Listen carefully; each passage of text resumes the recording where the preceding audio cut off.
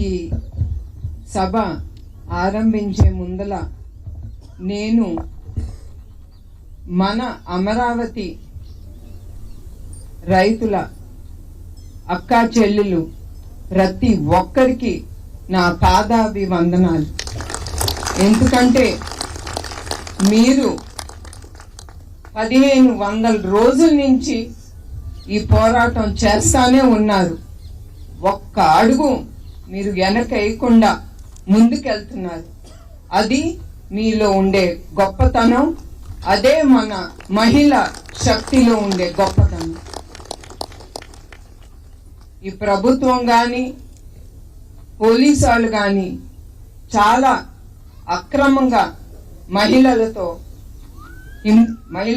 చాలా హింసించారు కూడా. వాళ్ళు ఒక మహిళ అనేది ఆలోచించకుండా కూడా వాళ్ళు ఆ టైం అప్పుడు వాళ్ళు ఆడాళ్ళని ఈడ్చుకెళ్ళి లాగి గిచ్చి అసలు ఒంటి మీద బట్ట కూడా సరిగ్గా ఉందా అని కూడా చూడకుండా ఆ పోలీస్ వ్యాన్ లో ఎక్కించి వాళ్ళని పోలీస్ స్టేషన్ కి తీసుకెళ్లి రోజుల తరబడిగా వాళ్ళ మీద తప్పుడు కేసులు పెట్టి ఏమి సాధించారో నాకైతే అర్థం కావట్లేదు. ఒక ఆడది 24 గంటల కంటే కూడా 24 గంటల కంటే కూడా వాళ్ళు ఉంచకూడదు అకార్డింగ్ టు ద రూల్స్.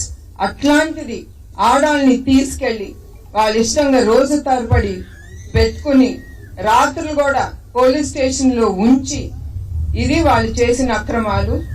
మహిళల మీద వాళ్ళు పోలీసు వాళ్ళు ప్రజల్ని, ప్రభుత్వం గాని పోలీసు వాళ్ళు ప్రజల్ని రక్షించడం పోయి వాళ్ళ మీద అక్రమంగా కేసులు పెట్టి అక్రమాలు చేశారు.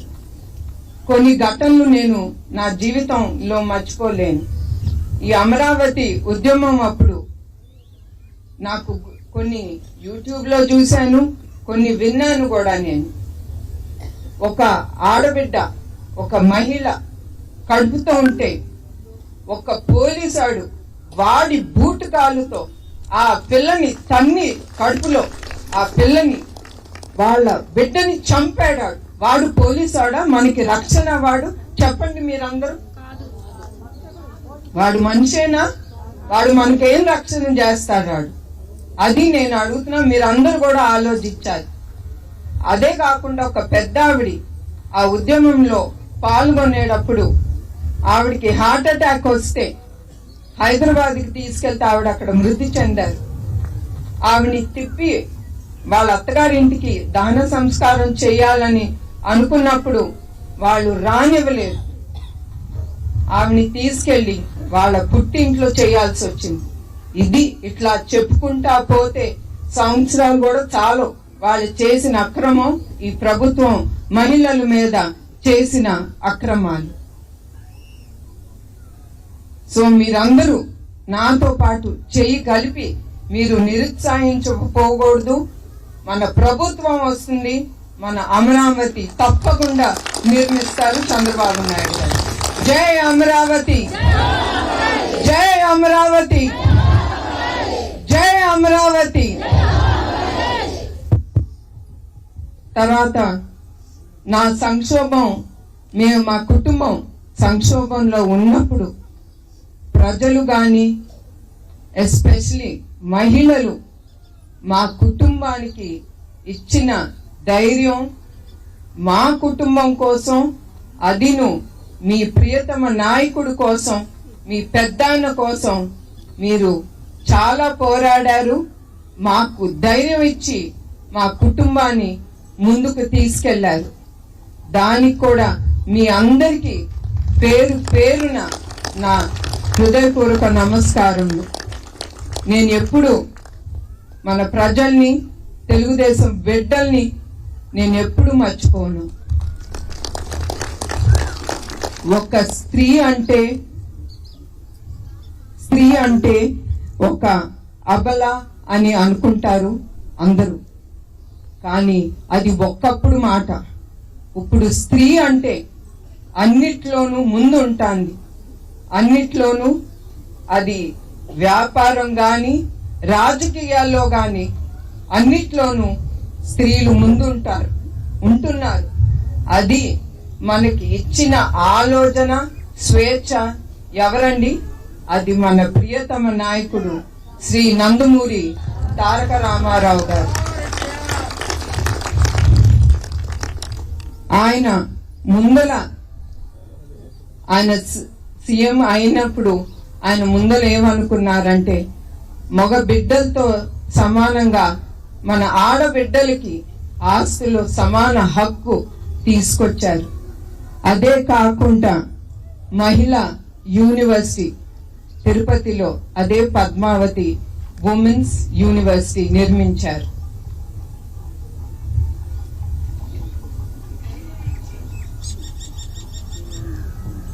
మా ఇంట్లో మా తండ్రే కాకుండా మా భర్త గారు కూడా మహిళా శక్తి గురించి ప్రోత్సహించి ముందుకు తీసుకెళ్తున్నారు.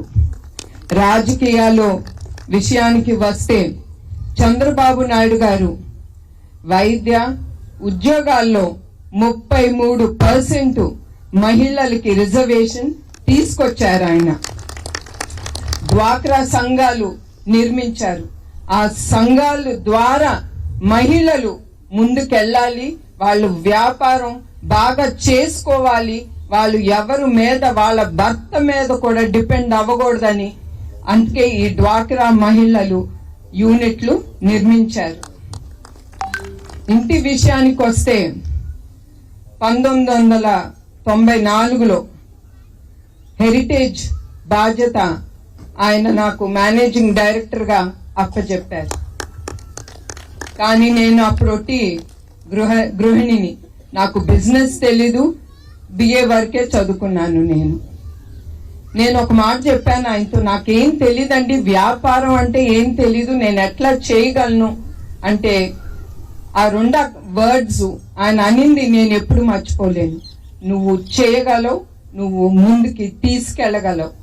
అది ఆయన అట్లా నన్ను ప్రోత్సహించి నాలో శక్తి నింపారు ఆయన. అది ఆయన మహిళలు మీద ఉండ నమ్మకం. అది 1994లో హెరిటేజ్ టర్నోవర్ 12.23 కోట్లు. ఇప్పుడు 11 రాష్ట్రాల్లో ఉంది హెరిటేజ్.